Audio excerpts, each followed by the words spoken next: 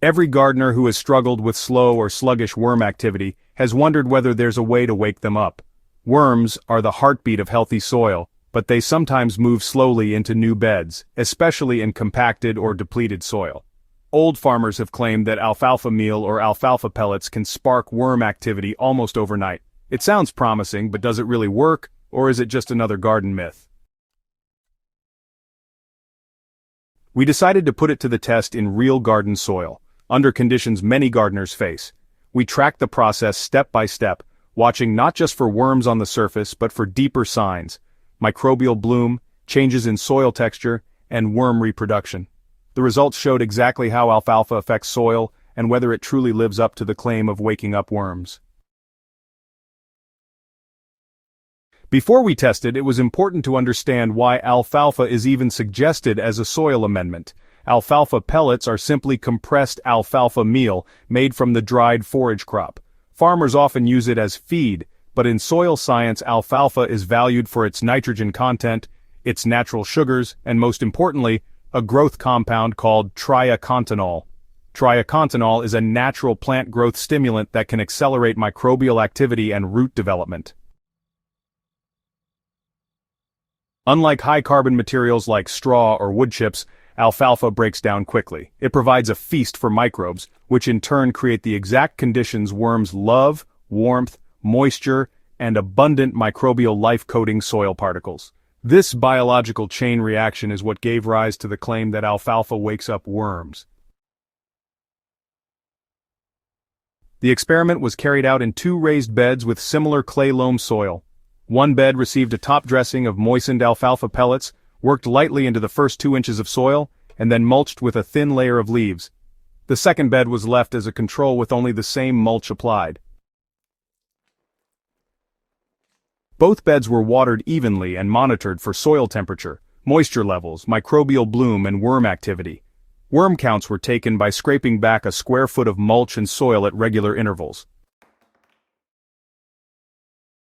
Within 3 days of applying the alfalfa pellets, a distinct smell of fermentation began to rise from the test bed. This wasn't the sour, anaerobic smell of rotting waste, but the warm, slightly sweet smell of active decomposition. Microbes had clearly seized on the pellets, breaking them down rapidly.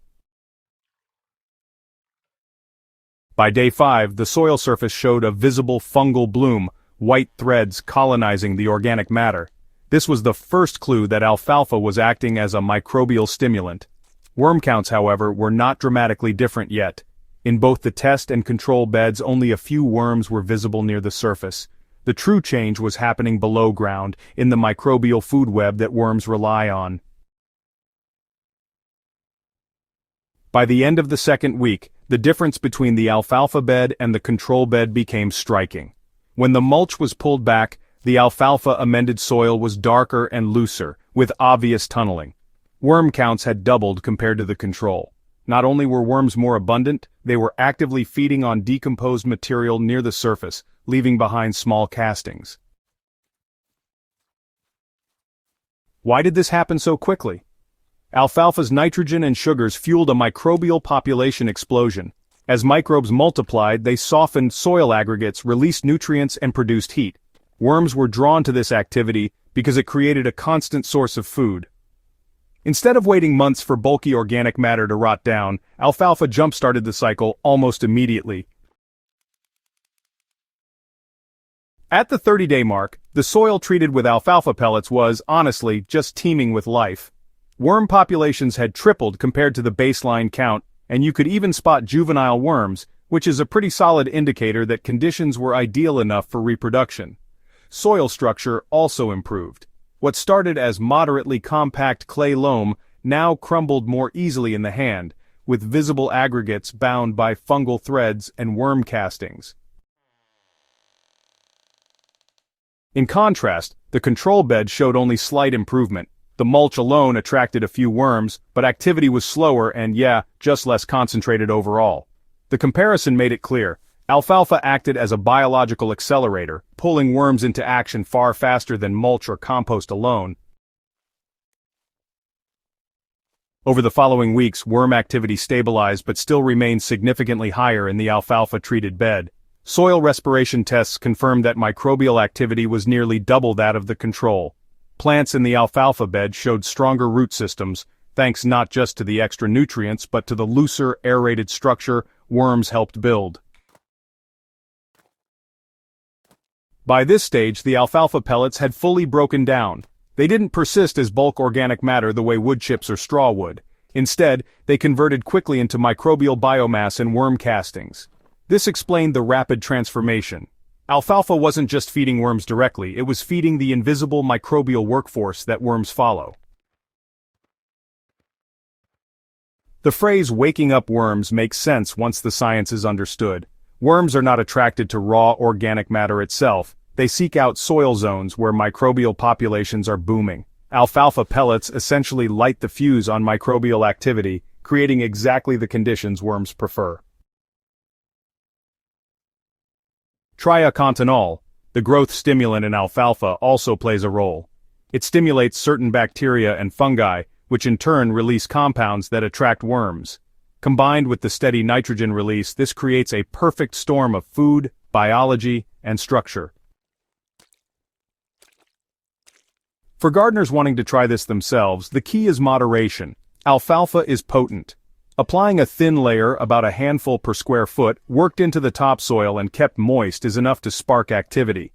Overloading the soil can create too much heat or temporarily tie up nitrogen. Pairing alfalfa with a mulch layer keeps moisture steady and prevents the surface from drying out. The most effective time to apply is early in the season, when soil is warming and worms are beginning to move. It can also be used mid-season to revive tired beds, but it should not be overused continuously. Think of it as a microbial starter, not a bulk amendment. The lasting benefit of using alfalfa pellets is the way it accelerates humus formation. Worms leave behind castings rich in stable organic matter, and microbial byproducts bind soil particles into aggregates. Over time, this builds a structure that retains moisture, resists compaction, and holds nutrients in plant-available form. Unlike synthetic fertilizers, which push rapid plant growth but often degrade soil, alfalfa works by building the biological foundation. Worms respond because the soil itself becomes alive, not because of a chemical signal. That makes this method sustainable and regenerative rather than extractive. Our test confirmed what old farmers hinted at. Alfalfa pellets do, in fact, wake up worms. Within 2 weeks, worm activity noticeably increased. Within 1 month, the soil was alive with worms, microbes, and improved structure. This was not a coincidence. It was the direct result of fueling the soil food web in a way that worms could not resist. For gardeners working with sluggish soil or wanting to boost worm populations quickly, alfalfa pellets are a simple, affordable, and powerful tool. They're not a replacement for compost or mulch, but they are an effective accelerator when used wisely. To keep learning how small, overlooked tricks can completely change the way your soil behaves, make sure you subscribe to Hydro Haven and share this guide with fellow gardeners. Worms are waiting just beneath the surface. It only takes the right trigger to bring them fully to life.